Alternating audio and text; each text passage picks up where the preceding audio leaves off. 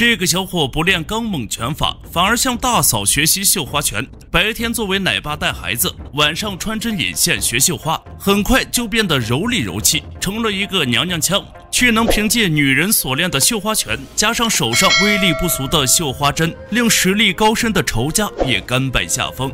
小伙乃是洪熙官之子洪文定。彼时白眉道人甘为朝廷鹰犬，焚烧少林寺并追杀反清志士。洪文定与大哥胡亚彪联手，施展虎鹤双形，将其毙于掌下，致使胡亚彪及众多少林弟子被捕入狱。此后新皇登基，为平息民怨，朝廷下令释放少林弟子。胡亚彪遭遇报复，成了跛脚，好在也算平安归来。然而仍有势力不肯罢休。洪文定等人正欲庆祝一家团圆时，大批杀手再度袭来。白眉的师兄白莲道人更是亲自出马，欲要为自己的师弟报仇。洪文定立时提刀上前，奈何白莲的武功深不可测，嘲讽他的刀法只配鲨鱼，不仅未能伤及白莲分毫，更是被对方轻松缴械，一掌打出，可在7步之内致人死地。这白莲的实力着实恐怖如斯。见此，洪文定立即与大哥施展虎鹤双形攻来，哪知胡亚彪因身有残疾，导致两人难以配合。大哥为保全妻子与兄弟，舍命一搏，却还是命丧于白莲掌下。身怀6甲的大嫂悲痛晕厥过去，洪文定只能带着大嫂离去。青梅竹马拼命为掩护两人撤离，却同样被白莲一掌击毙。遭此变故，两人只能一路奔逃，前往投奔好友阿成。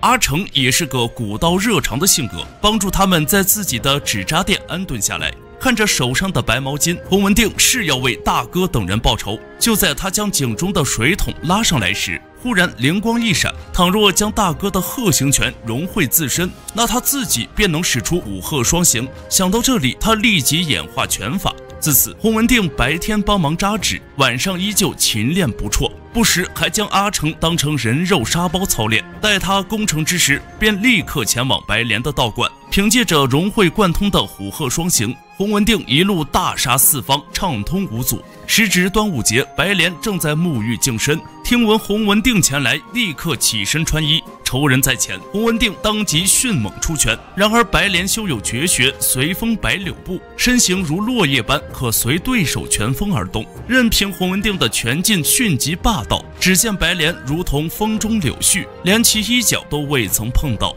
洪文定便转而攻向白莲下盘，翻身而起，欲坐在其身上，却依旧被白莲潇洒躲开，真可谓将闪避练到了极致。随后白莲不再留手，迅猛攻来。洪文定深知此次无法击杀白莲，借着道观弟子避开攻击，再将两人向后推去。白莲因武学特性不由自主向后闪避，洪文定则借机逃离道观。白莲派遣手下暗中尾随，洪文定也并非无脑武夫，察觉身后有尾巴跟随，故意前往一家茶楼，装作迎宾小二将其甩掉。待他回到扎纸店，正赶上大嫂的孩子咕咕坠地，大嫂埋怨他贸然行动。白莲的武功高深莫测，需要几人一同商议对策方可。洪文定不甘心，他以为是自己的拳法还不够快，将阿成扮作白莲模样，吊在绳上，跟在后面施展虎鹤双形追击。此时寒风吹过，大嫂正欲合上窗户，忽然瞥见纸人随风而动，这不正与白莲的身法不谋而合吗？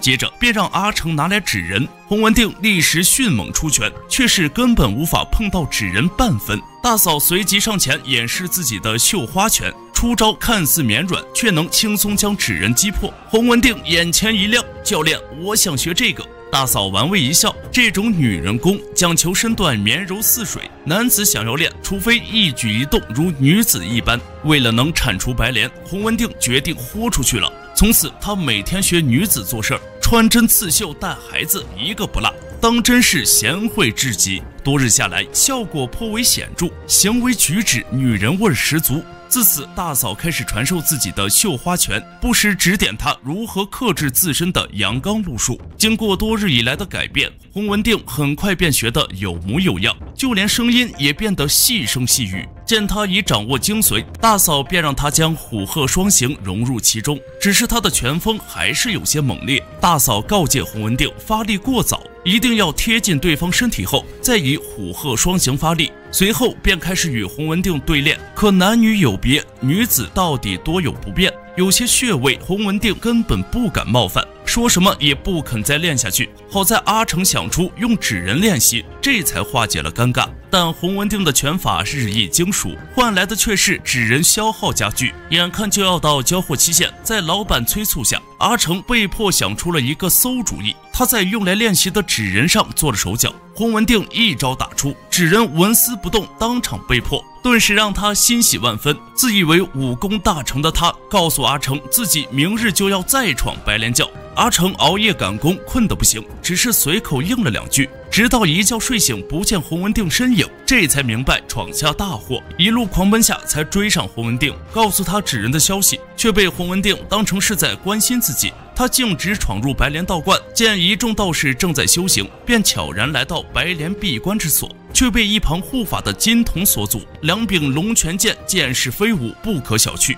经过多日苦修，他的武功大有长进，成功将金童长剑缴械。白莲只好亲自动手，可上手一抓，却抓到只破鞋，顿时把他气得够呛。见白莲嫌空间狭小，无法施展身法，洪文定紧随其后一跃而下，随后使出虎鹤双形攻来，拳风吹得白莲睁不开眼，随后趁机变换拳法，一招沾花粘纸揪起对方眼皮，这可让白莲大吃一惊，眼前这小子娘里娘气，莫不是变性了不成？洪文定并未理睬，绣花拳绵软无力，并无拳风，白莲再无施展身法的机会。只是白莲丝毫不慌，因为他还兼修了师弟的金钟罩，死穴不破便难伤他分毫。作为一个攻击闪避和防御点满的角色，白莲几乎已立于不败之地。从容之余，还不忘嘲讽洪文定的打穴功夫不到家，随后给他露了一手，告诉他什么才是打穴道。白莲还嫌弃洪文定死在此处会弄脏自己的地盘，施展绝学百步追魂掌，一掌打出，中此掌者必然活不出100步。为此，白莲放心任他离去。洪文定走到门口，气力不支，一路滚下10阶，才没有走满100步。幸好阿成不放心，等在门口，这才将他一路背了回去。阿成向老板借钱为他找大夫，哪知老板听闻洪文定被白莲打伤，自己便提着药箱过来。幸好洪文定没有走满100步，否则血液循环加速下，掌毒便会顷刻间要了他的命。随后老板施展针灸之法，将其体内淤血尽数化解。之后老板表明身份，他的隐藏身份实为反清志士，大家都是一家人。为让洪文定研究穴道，临走前老板还留下一本针灸穴位书。此后洪文定认真研究，同时还拿倒霉的阿成试验，只是仅仅用手指打穴，力道还尚有不足。看着大嫂拿来粽子当宵夜，洪文定猛然想起，每当端午节时，白莲都会沐浴净身，便请大嫂为他买来2盒绣花针，到时他自有妙用。隔日，白莲照例焚香沐浴，这次他改变策略，改从下水道潜入进去，骤然跃出，倒是把白莲吓得不轻，赶忙招来金童护卫。而这次洪文定早有准备，取下腰间所藏3节鞭应对，轻易便将金童解决。见白莲含怒攻来，洪文定并未慌张，辫子藏针出其不意刺伤对方，拿起大号绣花针接连刺在白莲穴道，先是打嗝穴开开胃，再来咳嗽穴出口气，接着吃笑穴10年少，最后是哭穴一应俱全。洪文定趁机上前，接连出针废其双臂，再度翻身封其双腿。既然不知死穴在哪儿，那就全部扎一遍。